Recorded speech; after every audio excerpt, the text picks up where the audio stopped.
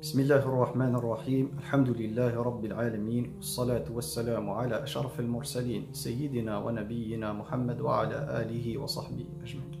Donc voilà, nous arrivons à l'épisode 2 dans la playlist Le mariage entre utopie et triste réalité.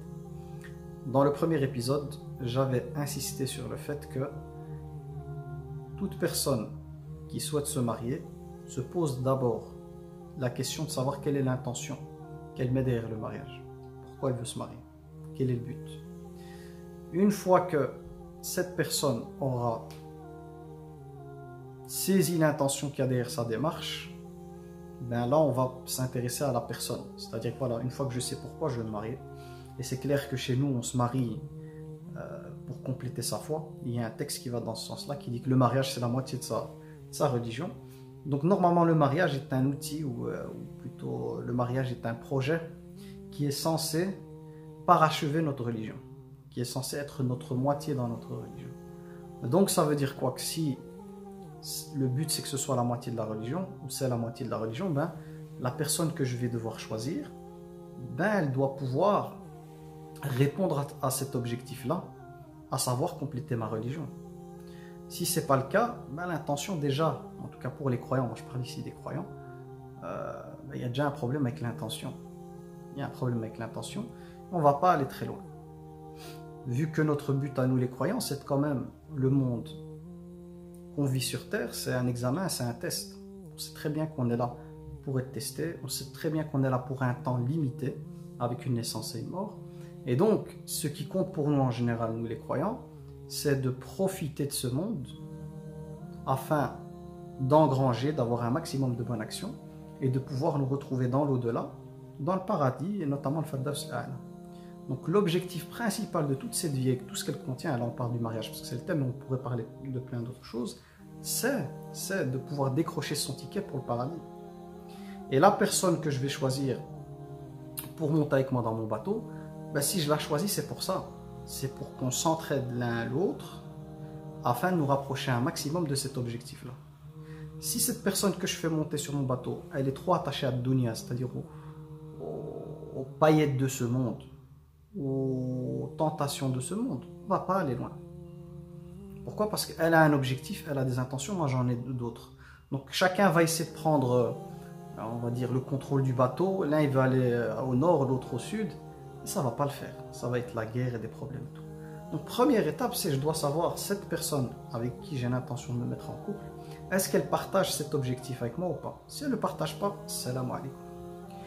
Mais ce qui va se passer, et ça ce seront les prochains épisodes que je vais expliquer, c'est que des fois il y a déjà un attachement qui est fait. Pourquoi? Parce qu'on est arrivé à une époque où les gens se connaissent déjà, se voient et voilà, ont déjà quelques expériences avec l'autre sans être passé par le cadre du mariage. Et donc il y a un attachement qui arrive, on s'attache à des personnes et l'attachement c'est comme une toile d'araignée. Une fois que vous êtes attaché, vous tombez dans la toile d'araignée. Pour vous détacher de la toile d'araignée, bonne chance. Je peux vous promettre que voilà, j'ai déjà vu, même ici au bureau, il y a des toiles d'araignée. Quand un moustique tombe dessus, pour qu'il puisse s'arracher de cette toile d'araignée, il va arracher sa peau. Il va perdre des ailes. Et il en va de même des personnes qui se sont malheureusement attachées avant le mariage. Ben, quand elles vont comprendre qu'elles vont devoir se détacher parce que c'est pas la bonne personne, elles vont souffrir. Et ça, c'est dû à quoi? C'est dû à quoi plutôt? C'est fallait pas s'approcher de la toile d'araignée. Allah tabaraka wa ta'ala, il dit Tilka hududullah fala taqrabuha. Quand on parle de la désobéissance, Dieu dit tout ce qui est interdit, il dit Tilka hududullah. Voici les limites d'Allah, il vous a mis des limites. Fala taqrabuha. Il faut pas vous approcher des limites. Il n'a pas dit ne les franchissez pas, non, il te dit t'approche pas. Parce que si tu t'approches et que c'est tout, tu tombes dans la toile d'araignée, ça va être la souffrance pour sortir de cela. Et des cas comme cela, j'en connais énormément. Donc, c'est le fruit de ce que la personne elle a fait elle-même. Elle n'a pas suivi les règles et de par ce fait-là, ben, elle se retrouve dans la souffrance. Et il faut comprendre que les règles qui nous ont été données, si elles ont été données, elles ont été prescrites, c'est pour nous, dans notre intérêt, pour nous protéger. Donc voilà, j'arrête avec ce premier thème, ou plutôt avec ce résumé, et je rentre dans le point essentiel. d'aujourd'hui, à savoir qu'est-ce qu'on fait une fois qu'on sent que la personne qui est en face de nous est une personne qui répond aux critères que j'ai donnés dans l'épisode numéro 1, à savoir un bon comportement, à savoir un minimum au niveau religieux. Eh bien, c'est simple. Il y a deux choses à faire. Il y a ce qu'on appelle shura, c'est-à-dire consulter les gens, notamment les gens sages, les gens qui connaissent cette personne, pour avoir un maximum d'informations sur celle-ci. Car il se pourrait que la personne vienne montrer une image qui ne correspond pas à sa réalité interne. Donc ce sont les gens qui sont très proches de celle-là, les voisins, la famille de cette personne ou d'autres, ou les amis. Ils sont mieux à même de savoir la réalité de ce qu'elle est. Est-ce qu'elle est dans le théâtre? Ou est-ce que ce qu'elle montre, c'est vraiment ce qu'elle est? Et donc là, on a cette étape qu'on appelle l'étape de shura, la consultation. Deuxième étape, et je ne donne pas d'ordre ici, mais c'est un point parmi les points, c'est la salat al-istikhara, salatu al-istikhara, la prière de consultation. وَمَا أَدْرَاكَ مَا salatu al-istikhara, et qui te dira ce qu'est la prière de la consultation. C'est l'une des clés essentielles dans tout projet. Et le problème, c'est que beaucoup de personnes comprennent très mal le concept de salat al-istikhara. La salat al-istikhara, c'est une invocation par laquelle on dit à Allah tabaraka wa ta'ala, on présente à Allah tabaraka wa ta'ala un projet, quelque chose sur laquelle on doute, on ne sait pas ce qu'il y a derrière. Et on demande à Allah tabaraka wa ta'ala si cette chose qu'on désire, ou ce projet, ou ici parlons du mariage, ce mariage en question, si c'est un bien pour nous, qui nous facilite toutes les démarches, si c'est un bien pour nous dans cette vie d'ici-bas, dans l'au-delà, donc dans notre religion, dans le dunya et dans l'akhira, qui nous facilite les choses et qui mettent la baraka dedans. Par contre, si c'est un mal pour nous, et nous on ne sait pas ce que ça peut donner, fais en sorte, ya Rab, d'éloigner cette chose de moi et que je m'éloigne d'elle.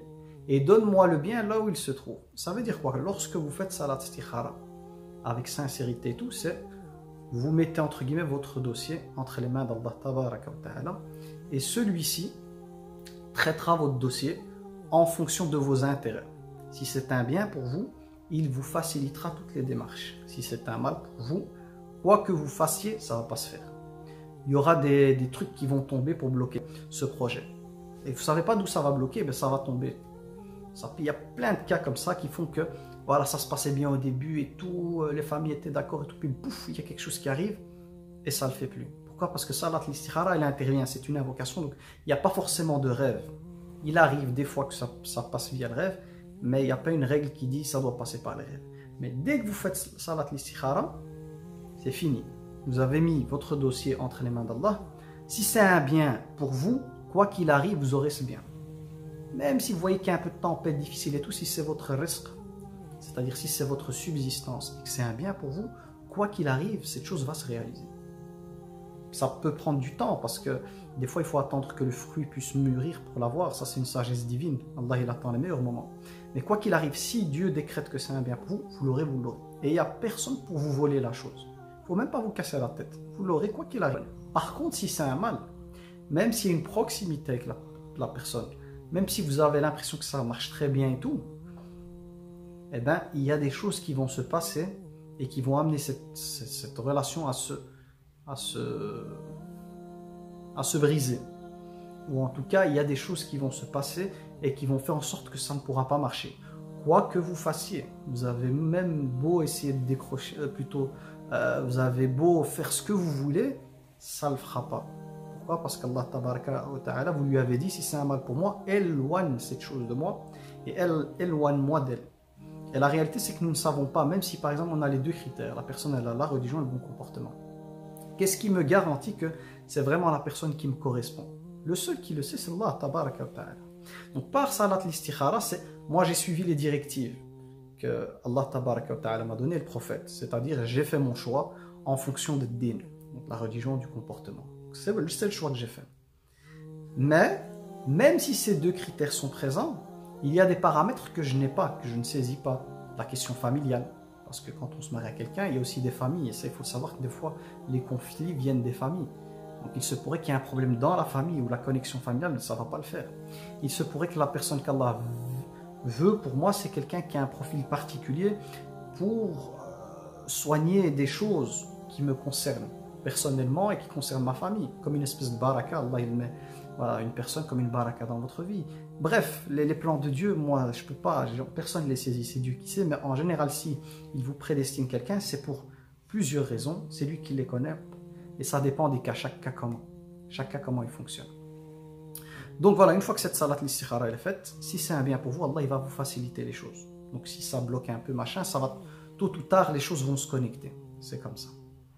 Et là, une fois que la salat l'istikhara est faite, que vous avez prié votre Seigneur, il n'y a pas à attendre un signe, un éclair dans le ciel, une étoile filante ou un rêve ou quelque chose, non. Là, il faut laisser les choses entre les mains d'Allah Tabaraka wa Ta'ala et puis entamer les démarches. Entamer les démarches quand on est en capacité d'entamer les démarches. Donc une fois que le temps opportun pour ce type de projet arrive, ben on essaye, on voit ce que ça va donner. Et si ça marche, c'est que c'était un bien pour nous, et si ça ne marche pas, c'est que c'était un mal pour nous. Donc ça, c'est le cadre que je donne pour la question de savoir, ok, j'ai trouvé une personne, bon comportement, religion, qu'est-ce que je fais après ça?